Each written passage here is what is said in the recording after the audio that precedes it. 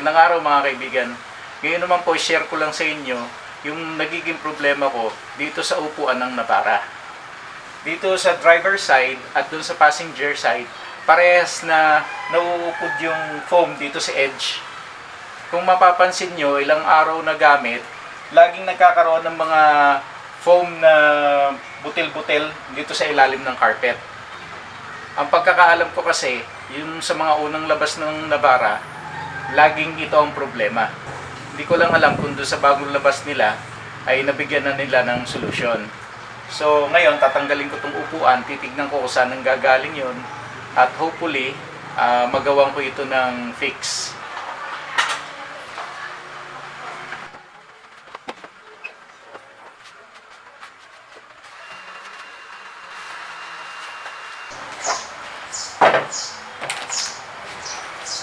Eto, halos maubos na yung foam sa loob. Ayan, no. Tinatamaan itong bakal na ito.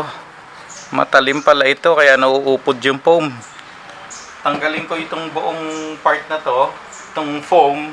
Titignan ko kung ano pwede kong isapi dun sa bakal para hindi na uli susugat dun sa mga foam na natitira pa.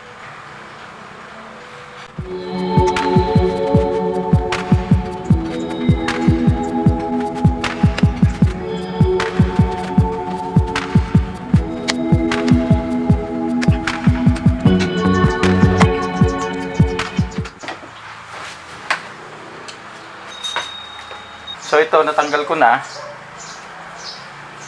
Ayan, o. Napunit na nga itong tela niya eh. Tapos itong foam na ito, punit na rin, o. Naubos na. Yung foam na yan, ito yan eh. Yung matambok dito sa ibabaw. Kasi kada upo ko, nadadaganan ko, nagkakaroon ng pressure. Ang nangyayari, dito siya dumidiin sa bakal na ito. Nabiyak na hanggang sa naubos na sa loob. So ngayon, ang gagawin ko siguro, lagyan ko ito ng sapi para hindi ito matalim, hindi na ito bumaon pa dun sa loob. Kumuha ako ng ganitong angle bar na 1x1 kasi gusto ko sanang ilagay dito. Ilagay ko sanang ganito yan.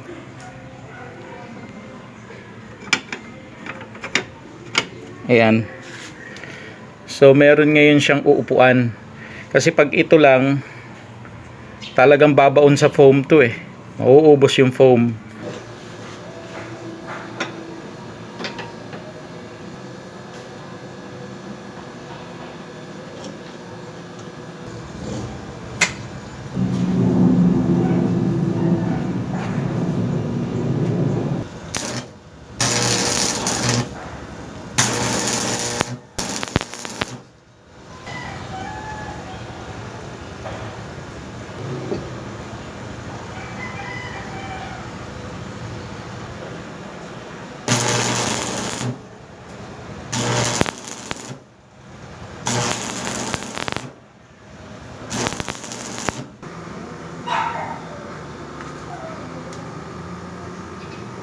Ngayon pwede ko na ikabit. Kaya lang nung kanina naibanggit ko sa inyo na naubos na yung foam dito. So naghanap na lang ako ng alternative. Ito yung pang Scotch-Brite. So hatiin ko na lang. Tsaka ako papasok doon para pamalit lang doon sa mga nadurog na foam.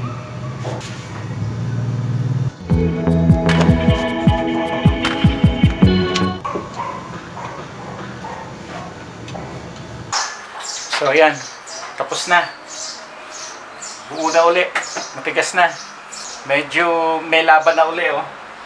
Kasi yung ginawa kong bakal, sumusuport na dun sa foam. Tapos yung pagkakalagay ko ng extra foam dun, napaganda rin. Kasi hindi na siya lubog, nakatambok na siya uli.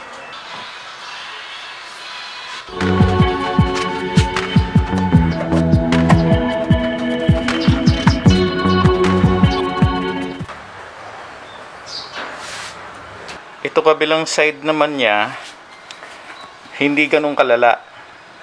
Hindi katulad dun sa driver side, simula dito, biyak na lahat yan. Halos naubos na yung foam sa loob. Ito, dito pa lang nag-i-start yung damage niya.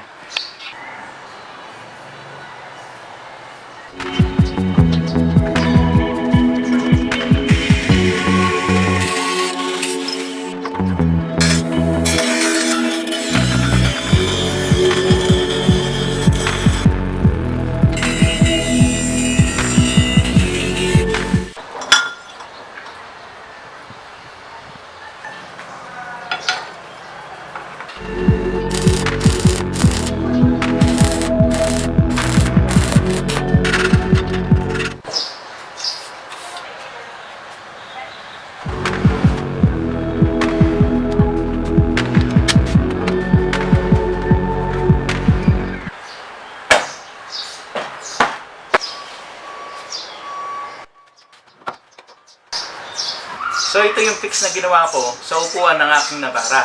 Siya nga pala, itong unit ko ay 2017 model. So yung iba sa inyo dyan na 2015, 2016, 2017, posible na na-encounter nyo rin itong problem na ito. So kung gusto nyo sundan yung ginawa kong fix, okay lang, madali lang naman siyang gawin. So kung nagustuhan yung video ko na ito, please share, like, and subscribe to my YouTube channel. And don't forget to click the notification bell para updated kayo sa mga susunod ko pang video.